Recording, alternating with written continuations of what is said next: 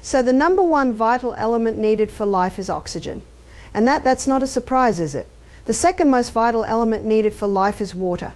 You can go 3 minutes without oxygen. You can go a couple of weeks without water. I always thought it was 3 days without water until I read a book called The Long Walk about some people who were escaping the Siberian work camp, and they were in the desert and they went nearly 2 weeks without water. Water is the second most vital element needed for life. In fact, where there's no water, you don't usually get people living, do you? I always say to people, how much water do you drink? And these are some of the answers are, I don't like water. If I drink water, my feet swell. If I drink water, I'm going to the bathroom all day. Those last two answers tell me that the water's not getting inside the cell. So how do we get the water inside the cell? We have to go to the third most vital element needed for life, and that is sodium.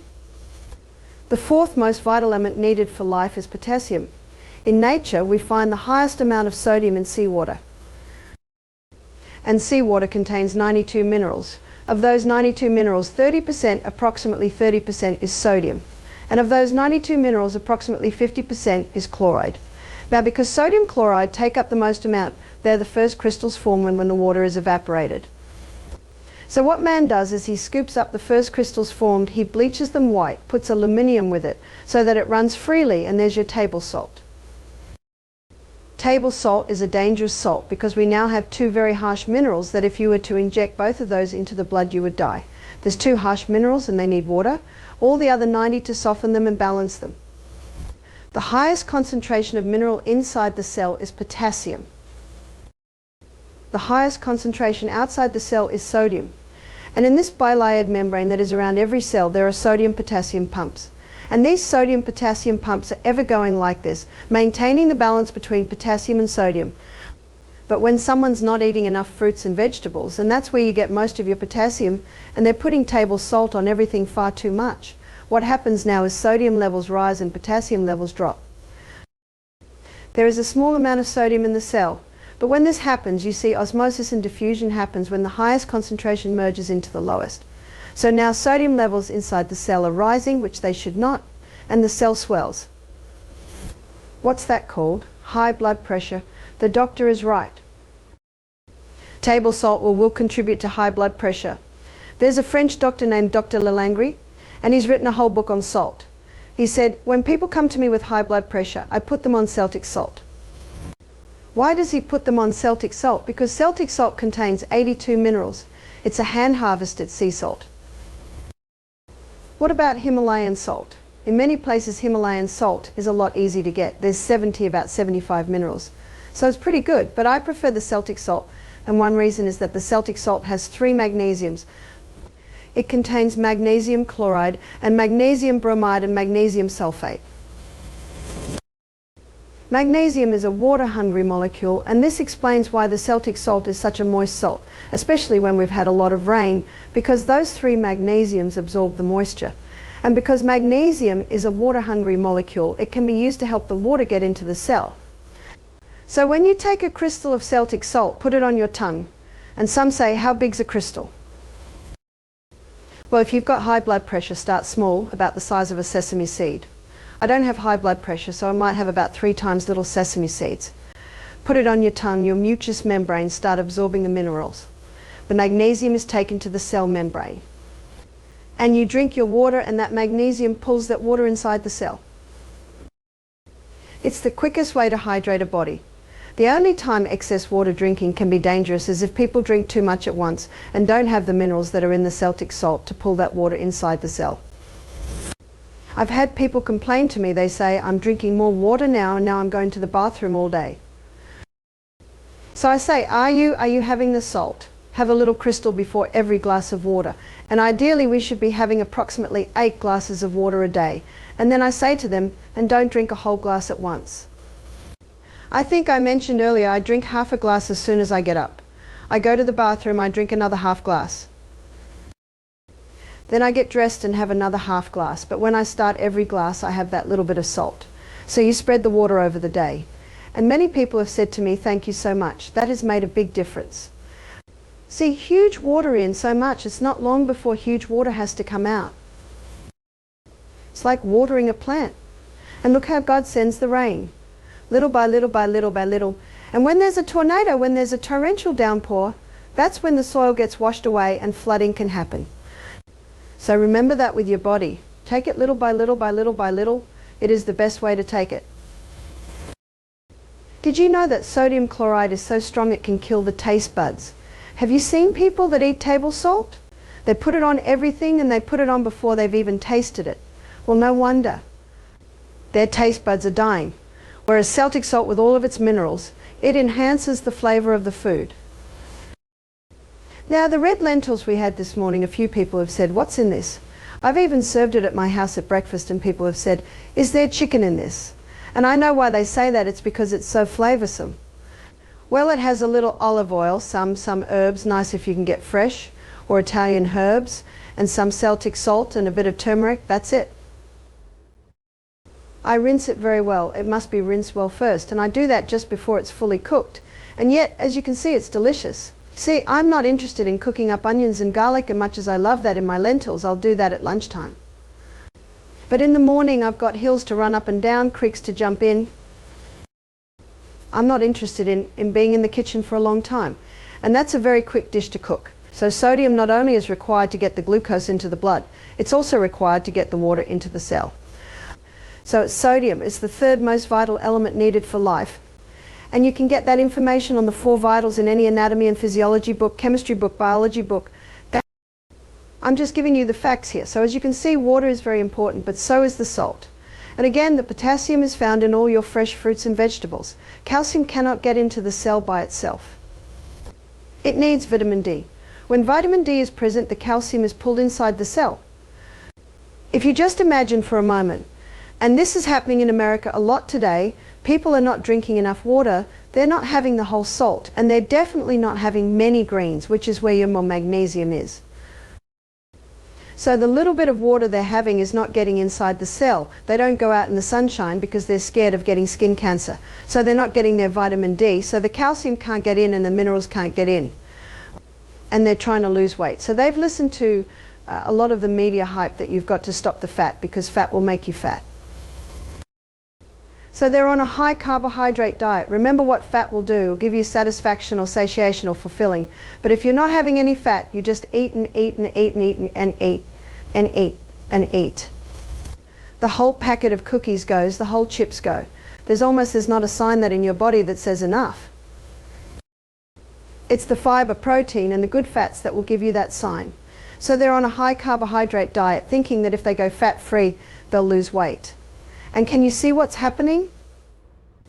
The water can't get in, the minerals can't get in, the glucose can't get in, and the body says, what are we going to do?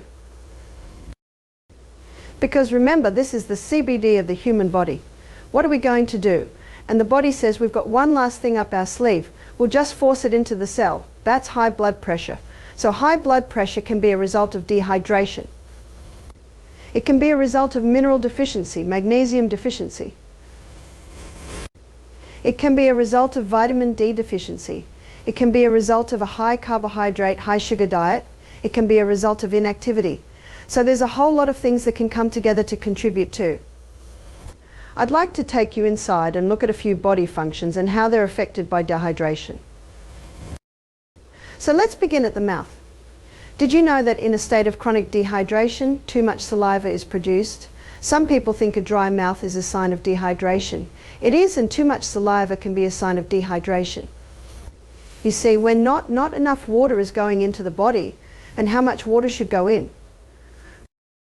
Let's do an assessment of that. So our kidneys, to know how much water should go in, we need to look at how much is coming out. So in our kidneys, we urinate out 5 litre loss. Now a litre is the same as a quart. So I'm probably best, because I'm speaking to an American audience, to say quart loss. 5 quart loss. Out of the skin it can be 0, 5 of a quart loss. Out of the colon 0, 3 of a quart loss. And out of the lungs it's about a 0.2 of a quart loss. So that equals 2.5 quart loss every day. So 2 quarts is 8 cups. So that's 10 glasses, 8-ounce glasses of water a day is lost out of the body. And we have no reserve tank on the back, do we? The only water that's going in is the water we take in. So we should be drinking at least 2 quarts a day, at least more if possible. Now at the moment, because you're having a steam sauna every day, I wouldn't be surprised if you've got a 0.8 of a quart loss coming out of your skin because you perspire profusely. The other half can come in your fruits and your vegetables, maybe your herb teas, vegetable juice through the day. So that's how much water we need. And Dr. Batmangilde, he showed that the first place that we feel that water loss, if we're not replacing the water, the body goes into a form of drought management, and it releases a hormone to manage this drought management. It's called histamine. And if someone has an allergic response, to something, what are they given? Antihistamines. You know the best antihistamine is just water? So the first place that water is taken from to try and maintain full blood volume in the veins and arteries is the lining of the stomach. We have a thick mucosal wall lining the stomach, and so now we've got a very thin mucosal wall. Now in that mucosal wall there's sodium bicarbonate, and the sodium bicarbonate is in the mucosal wall to neutralize any stomach acid that might try and get through. Okay, and basically protect against stomach ulcers.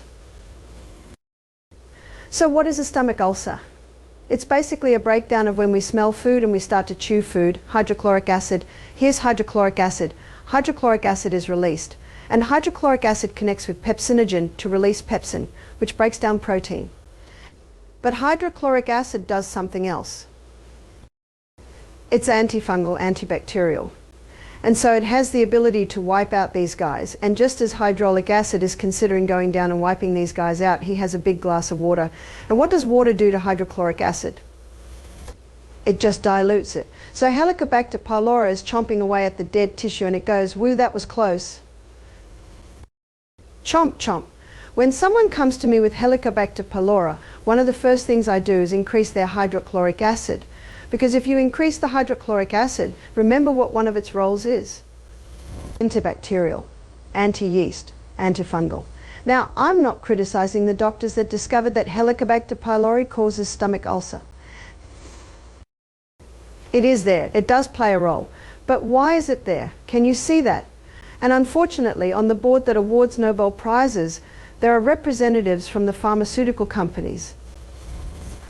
So we won't go any further there, and I certainly am not saying people that get Nobel Prizes don't deserve it. Absolutely they do, because of their great work. But I'm just presenting you the facts. I'm just giving you the basic anatomy and physiology. Dr. Batmangilde, he will call him doctor. B, he found the first place that we lose water is the lining of the gastrointestinal tract. He also found that if you go down the gastrointestinal tract, you come to the pancreas. And the pancreas releases two hormones into the blood to help balance blood sugar levels. That's your insulin and your glucagon. But if you're dehydrated, those hormones aren't being made as they should be. So people that are dehydrated, that can be a contributing factor to diabetes. He also discovered that there are hormones released from the pancreas to finalize digestion. So there's pancreatic lipase to finalize digestion, fat digestion. There's pancreatic amylase, that's what finalizes starch digestion. There's trypsin and chymotrypsin that finalize protein digestion. Now they're all made out of water. If you don't have enough water, your digestion will be compromised. At every stage, water is needed for every body function. So no wonder Dr. Bede entitled his book, When a Person Has a Symptom of Disease, he says must be one of the body's many cries for water. That's the title of his book. Our brain cells shrink when they don't have enough water. Headaches is common when we don't have enough water. Negative thought patterns can develop when our brain cells don't have enough water. I can get my hand to go in and out like that without pain, because around every joint there's fluid. And that fluid is synovial fluid, and it is 99% water. In a state of dehydration, the body can take some water from there to maintain full blood volume in the major arteries and veins. And so if I have pain in there, maybe it's called arthritis, but actually maybe it's just a state of dehydration. Our eyeball moves around in water, so we need water at every single step. Also our lungs. Now at the bottom of our lungs, I'll draw you a small picture of our lungs so that you'll understand this. So here's our lungs here. That's one lung. So you're trapped in here. Trachea splits and comes down, and then it splits again into little bronchioles. It's quite a process. And then at the end of every bronchiole, looks like a little bunch of grapes, but they're alveoli. So at the end of the bronchioles, you've got the alveoli, and this is where the gaseous exchange takes place. Over every alveoli there's a little blood vessel, capillary network, and it is in that blood capillary network where the oxygen is picked up from the alveoli and the blood drops the carbon dioxide and we breathe out. In every alveoli there's a minuscule droplet of water. And because of the surface tension of water, when you breathe out, that little alveoli collapses, which allows all the carbon dioxide, the majority of it, to be breathed out. So that now when you breathe in, you can breathe in more oxygen. In a state of dehydration, that little droplet of water is not as it should be, which means it doesn't totally collapse when you breathe out, which means you can't get your full quota of oxygen. But what also happens, the body, to prevent the water loss, it can start constricting the alveoli, the little bronchioles, so that we don't lose water. And so one of the signs of dehydration can be constricted breathing. The blood gets very thick in dehydration. Our blood needs to be nice and thin so the heart can pump it easily, so that the little filtering units in our kidneys can filter it with ease. So water is needed for every single body function.